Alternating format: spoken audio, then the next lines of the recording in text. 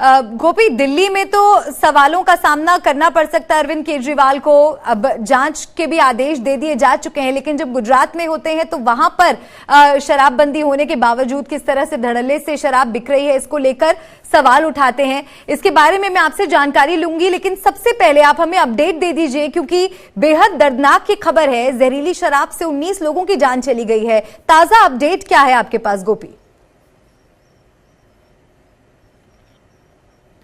बिल्कुल, देखिए मैं आपको बता दूं कि फिलहाल 19 लोगों की जान गई है। 50 से ज्यादा लोग जो है वो अभी अहमदाबाद और भावनगर के अस्पताल के अंदर भर्ती है, जिसमें से कई लोगों की हालत फिलहाल गंभीर बताए जा रहे हैं। इसके अलावा अगर बात की जाए तो इस पूरे जो षड्यंत्र, क्योंकि कहीं ना कहीं पुलिस जो है इसने एसआईटी टीम का गठन कर दिया है, एसआईटी इसकी इन्वेस्टिगेशन कर रही है। यहाँ तक कि गुजरात एटीएस की जो टीम है वो भी कल मौके पे पहुंची थी, जहां बोटाद में ये रोजिंदा गांव करके एक जगह है, वहां पे ये हादसा हुआ, वहां पे एटीएस की टीम भी पहुंची थी।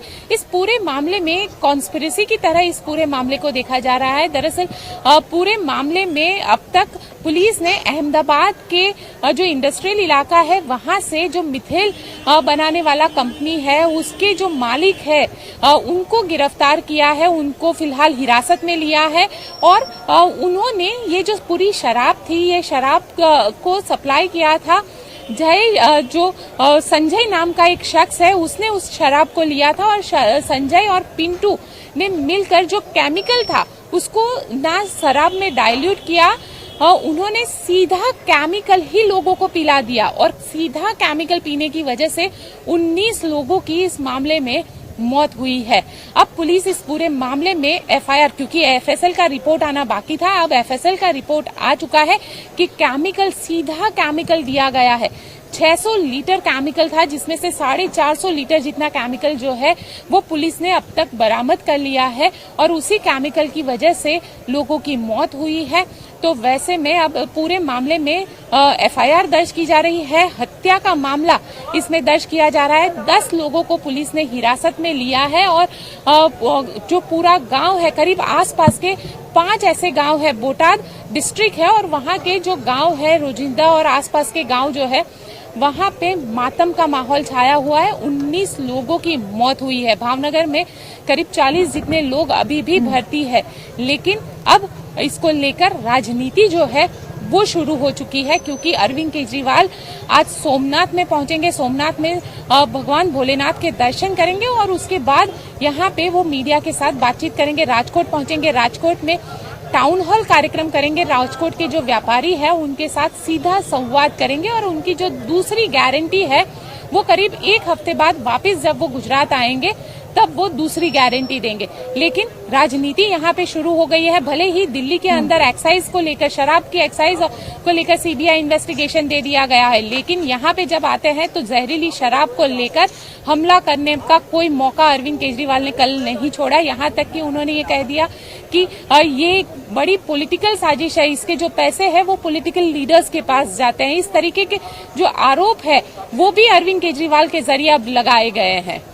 बिल्कुल, और गोपी ये काफी दुखद है कि आम लोगों की इस तरह से जान चली जाती है और इस मुद्दे की तह तक पहुंचने के बजाय राजनीति शुरू हो जाती है।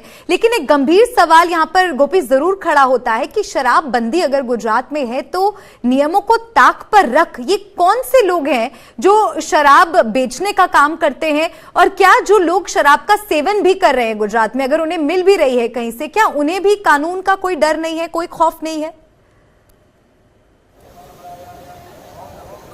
बिल्कुल, देखिए मल्लिका, सबसे बड़ा सवाल यहाँ पे यही खड़ा होता है। शराबबंदी गुजरात में कहने के लिए है, लेकिन जब पूरे साल का विधानसभा में हिसाब जब सवाल पूछा जाता है कि कितना जो शराब है वो बरामद किया गया, तब वो आंकड़ा 2 अरब से ऊपर जाता है। यानी हालात ये है कि अवैध तौर पर शराब यहाँ पे धड़ल्ले से बिकती है।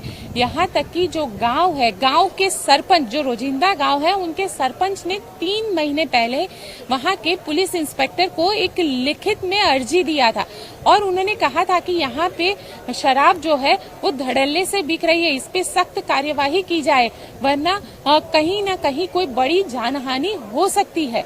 इस तरीके से एक कंप्लेन भी दिया था, लेकिन पुलिस ने किसी भी तरीके की कोई कार्यवाही नहीं की उस वक्त।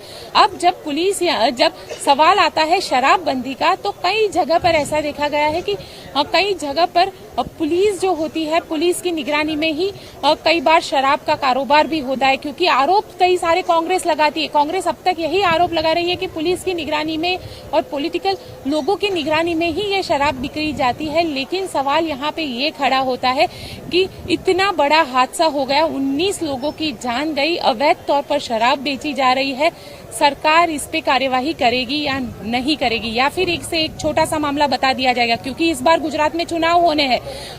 4 महीने बाद यहाँ पे चुनावी माहौल शुरू हो जाएगा, 6 महीने के भीतर चुनाव खत्म होने हैं।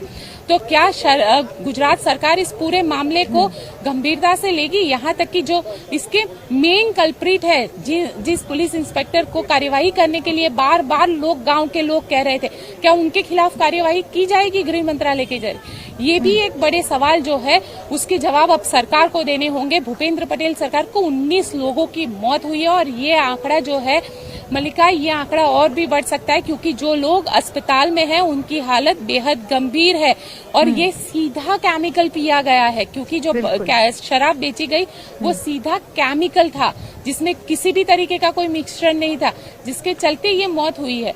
तो अब सवाल जो है उसके जवाब भूपेंद्र पटेल सरकार को देने होंगे।